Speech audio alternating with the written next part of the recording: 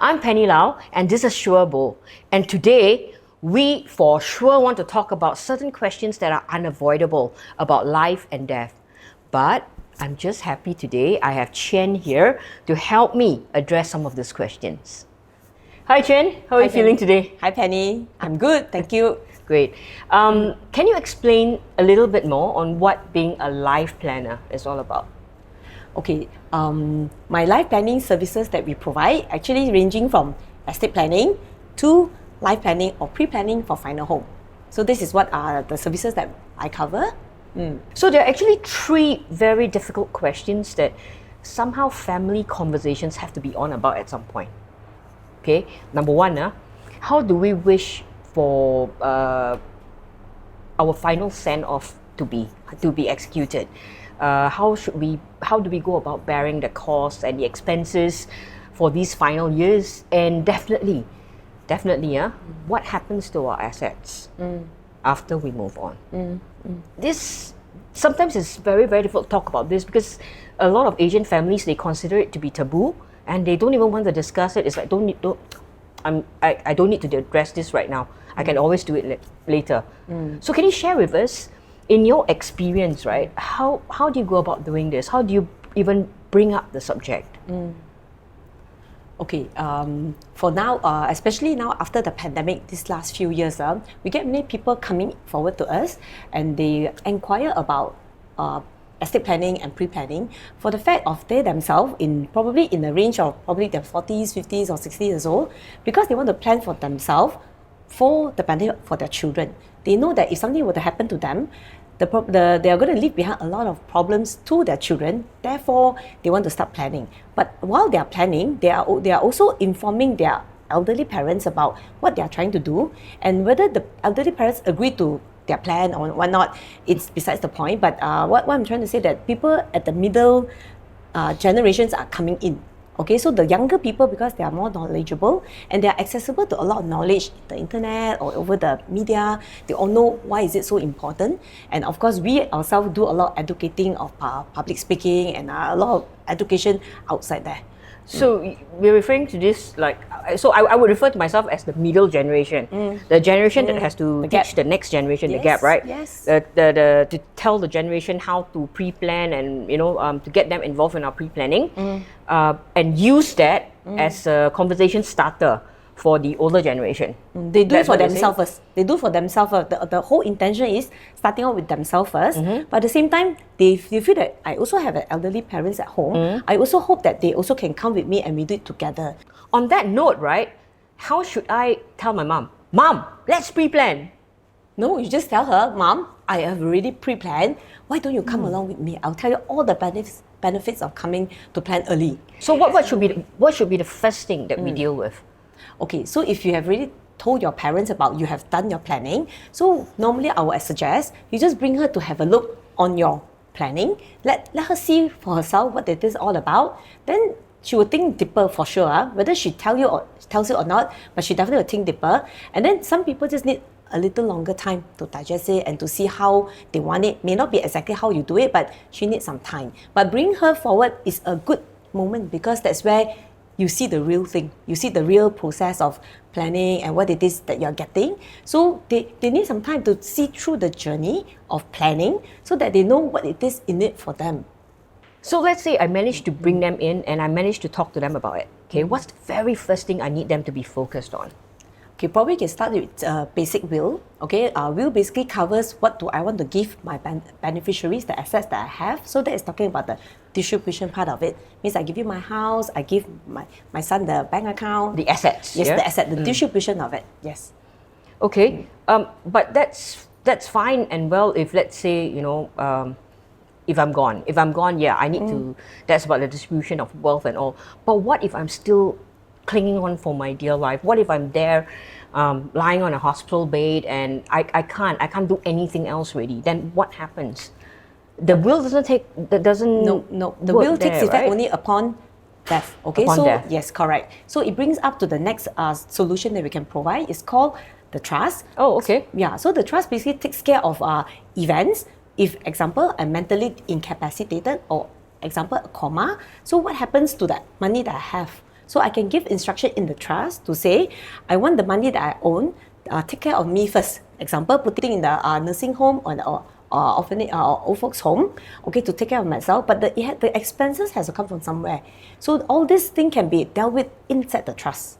So the trust addresses that. Yes. But that's interesting because a lot of people will not know about this. They only think of what happens before and after. It's Correct. never and sometimes it's that part Yes. that is the most painful, I would say.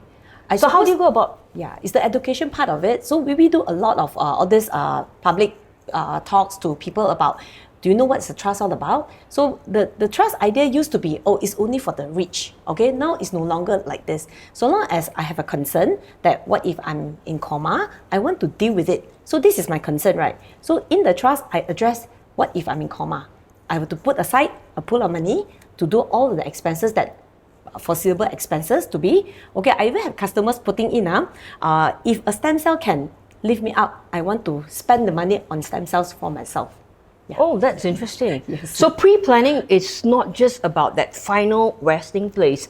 It's about that journey there. Yes. And it's all about the planning, the wheels come in, and how to manage your assets, and on top of it, right, the trust that kicks in when it's necessary. Correct. Oh, that's a very, very interesting. Correct. So what we are dealing with is all the money matters, of course, as the wealth. And at the same time, bottom line, I suppose the bottom line is about, I don't want to leave hassles to the people around me. I think that's the bottom line. It's the peace of mind. Yes, now, yes. at the end of Because the day. I'm doing it, of course, for myself, but at the same time, I don't want to leave trouble to them. So if I do it for them, on that basis, when something happens, everything is pre-planned, already. Okay, so you plan for your will, your trust. So what's the next step that we need to address? I mean, what is this final resting home? What exactly are we talking about? Okay, it's the same principle of why are you planning your wills and trust ahead, because you don't want to leave the problems to them. So the final home part is a big chunk because there's a lot of expenses to be dealing with if it's not planned. For example, some of our clients will tell us, oh, no need, I got money from insurance, I got money from here, there to settle this part. But a lot of times they don't realize the money comes in much later after the death certification, etc. So that takes time.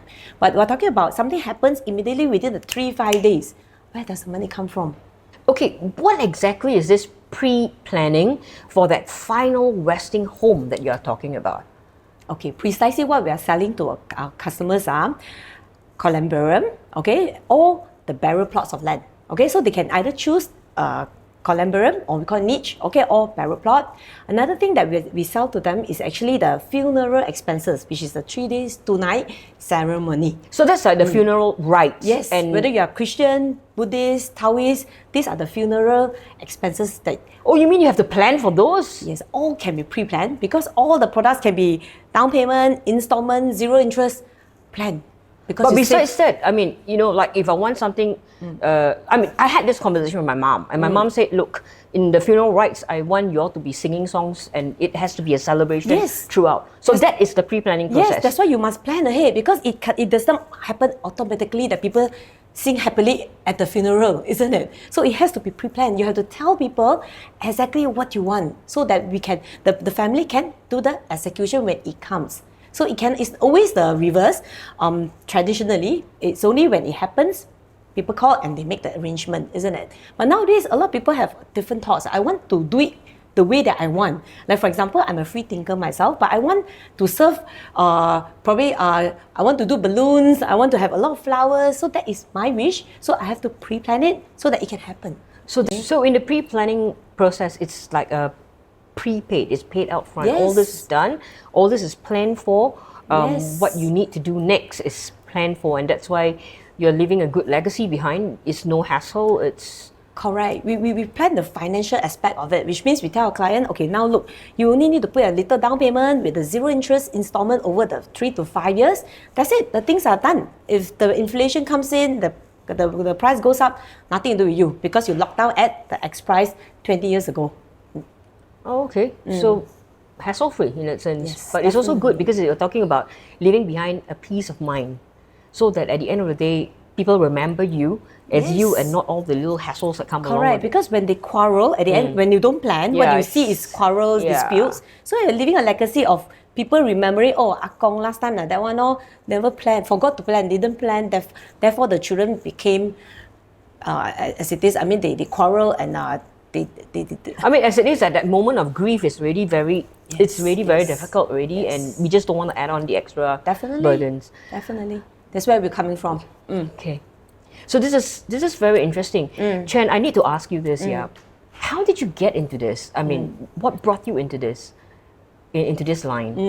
Okay, very interesting. Even to myself, to my surprise, I started as an estate planner about 20 years ago. I do wills, trust, and insurance planning for my clients.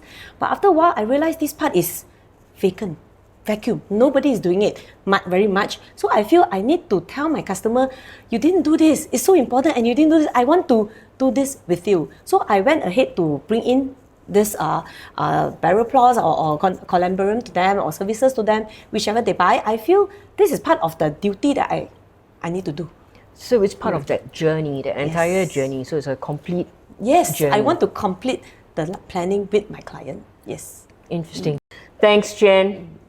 That was a helpful chat on legacy and pre-planning. Please give this topic more thought for the peace of mind of your loved ones, family, and yourself. I'm Penny Lau from Sherbo, and for more great videos, subscribe to the Amazing Seniors channel. Thank you for watching.